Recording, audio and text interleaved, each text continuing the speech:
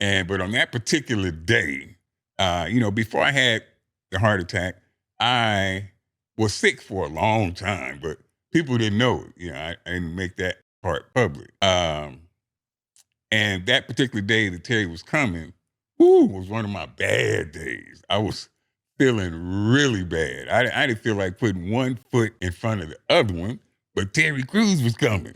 So ain't no way. I mean, if I had to crawl, I was going to make it there. So I show up to the gym. The first thing I do, I pull Terry to the side. I said, Terry, man, the old man is having a rough day today. I don't think I can do anything. I can't lift shit today, Terry. And he said, Pops, don't worry about a thing. Don't worry about a thing. And do you not know that meant the world to me? Because I'm Mr. Indestructible, can't be stopped, and still your motherfucking set no matter what happens. And I couldn't do nothing. And I told Terry, I said, hey, man, I'm finna be exposed to how old man can't go. He said, don't worry, Pops, I got you. And that turned out to be one of my best ever YouTube videos. Terry Crews stepped in. People watching it don't know. Terry Crews carried 95% of that work. If you see it, you'll see that you didn't see the old man doing too much. Everything was Terry Crews. And normally, I get in there and work out with the people that I train. I get in there, I'm right in there with them, but you won't see that in that video. You see Terry Crews doing 95% of the work. The old man doing a lot of yelling and cussing. But Terry, you did that. And goddamn it, you asked me for anything. You got it. It ain't gonna be no questions. Hey, you need somebody killed? hey, send me the address, goddamn it. Hold on, I got a couple numbers I'm gonna slip you after Send me the address. After this podcast is over. They coming up missing.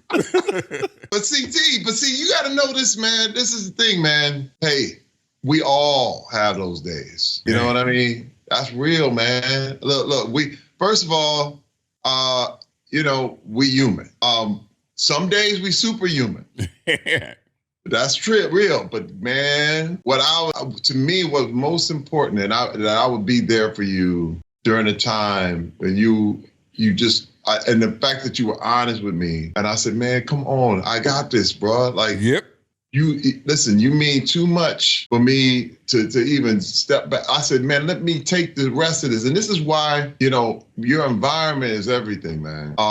I surround myself with people who can keep me going. You know what I mean? And even when the days when it's too rough, it's too hard, and you just like, man, can somebody just take the wheel for just a second? Yeah. That's what I felt like. I felt like I just took the wheel just for a minute so you could get your rest, man, because I knew what you was going through, man. You've been through so much.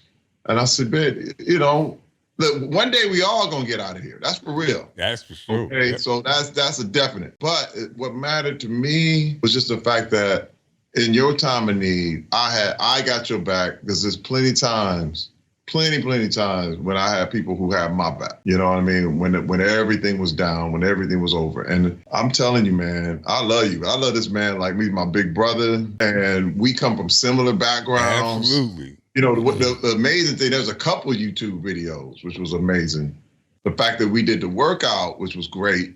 And then we had the one where we talked about our past. Oh, man. Oh, yeah. Yep. We are definitely going to touch on that. Yeah, that was my next. People don't understand how important that kind of stuff is.